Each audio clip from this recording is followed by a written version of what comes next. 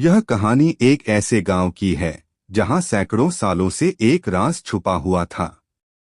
लोग उस राज के बारे में धीमी आवाजों में बातें करते थे, लेकिन कोई भी उसकी सच्चाई को जानने की हिम्मत नहीं करता था। कहा जाता था कि उस गांव के बाहर पुराने खंडहरों में एक पुरानी बोतल दबी हुई है और उस बोतल में कैद है एक खूंखार जिन्न जो अपने मालिक की हर इच्छा पूरी करता है। मगर उसकी कीमत इतनी भारी होती है कि इंसान की रूह तक कांप जाती है। अगर आपको ऐसी हॉरर कहानियां पसंद हैं, तो इस नरेशन को लाइक, शेयर और सब्सक्राइब करना न भूलें। आपकी सपोर्ट हमें और भी कहानियां लाने की ताकत देती है। पहला अध्याय, गांव का रहस्य। गांव सिवाना के लोग रात को जल्दी दरवाजे बंद कर लेते थे, क्योंकि हर कोई जानता था कि अंधेरा ढलते ही उस खंडहर की ओर से अजीब अजीब आवाजें आती थीं, जैसे कोई जंजीरें घसीट रहा हो या कोई भारी सांसें ले रहा हो। गांव के बुजुर्ग कहते थे, उस बोतल को मत छेड़ना, वरना तुम्हारी रूह भी उस जिन्न का शिकार बन जाएगी। लेकिन कहानियों का असर नौजवान पीढ़ी पर कम ही होता है। गांव का लड़का आदित्य बड़ा जिज्ञासु था। उसे हमेशा रहस्य, खंडहर और डरावनी बातें खींच लेती थीं। दूसरा अध्याय, खोज की शुरुआत। एक रात आदित्य और उसका दोस्त समीर हिम्मत करके खंडहर की तरफ निकल पड़े। यार, लोग बेवजह डरते हैं, कुछ भी नहीं है वहां, चल आज देख ही लेते हैं, आदित्य बोला। समीर हिचकिचा रहा था, लेकिन दोस्ती में उसने हाँ कर दी। खंडहर की ओर बढ़ते ही उन्हें अजीब सन्नाटा महसूस हुआ। पेड़ों के बीच से आती ठंडी हवा उनकी हड्डियों तक को जमा रही थी। अचानक आदित्य की नजर मिट्टी के ढेर पर पड़ी। उसने जोर से खोदा और वहां से एक काली, जंग लगी पुरानी बोतल निकली। बोतल पर अजीब नक्काशी बनी हुई थी और उस पर ताले जैसा मुहर था। लगता है यही वो बोतल है जिसके बारे में सब कहते थे, समीर डरते हुए बोला। लेकिन आदित्य की आंखों में चमक थी। अगर इसमें सच में जिन्न है, तो सोचो हमारे पास कितनी ताकत होगी। तीसरा अध्याय, मुहर टूटने का पल। आदित्य ने जोर लगाकर मुहर तोड़ दी। जैसे ही ताला टूटा, एक भयंकर गर्जना हुई। धरती कांपने लगी और बोतल से काला धुआं निकलने लगा। उस धुएं से धीरे धीरे एक विशाल जिन्न का आकार बनने लगा। लाल आंखें, लंबे दांत और जंजीरों से बंधा हुआ शरीर। आखिरकार कोई मुझे आजाद कर ही गया, जिन्न की आवाज गड़गड़ाहट जैसी थी। समीर डर के मारे भागने लगा, लेकिन जिन्न की उंगली उठते ही वह जमीन पर जड़ हो गया। तुमने मेरी बोतल खोली है, इंसान। अब मैं तुम्हारा गुलाम हूं। तुम्हारी हर इच्छा पूरी होगी, मगर बदले में तुम्हें अपनी सबसे कीमती चीज देनी होगी। चौथा अध्याय, पहली इच्छा। आदित्य लालच में आ गया।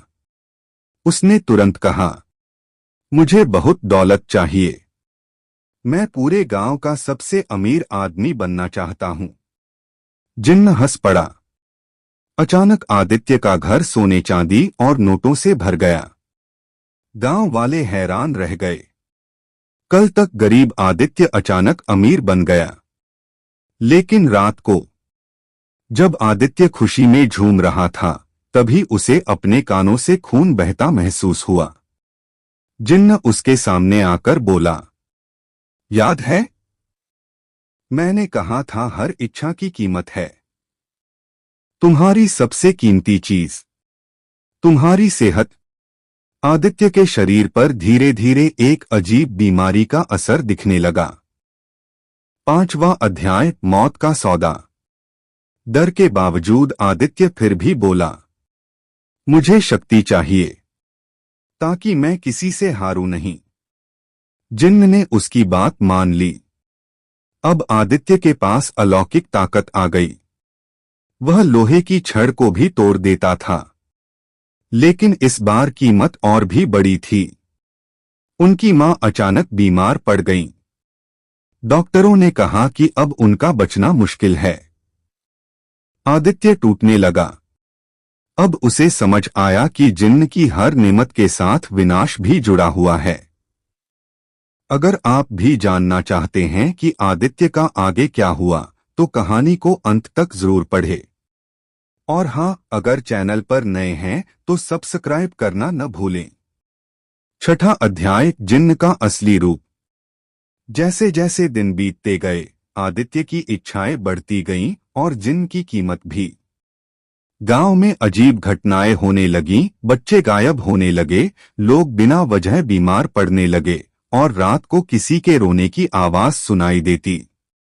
समीर ने सब जोड़कर समझ लिया कि ये सब जिन्न की वजह से हो रहा है। उसने आदित्य को चेतावनी दी, यार ये रास्ता गलत है। जिन्न को वापस बोतल में बंद करना ही होगा। लेकिन अब जिन्न बहुत शक्तिशाली हो चुका था।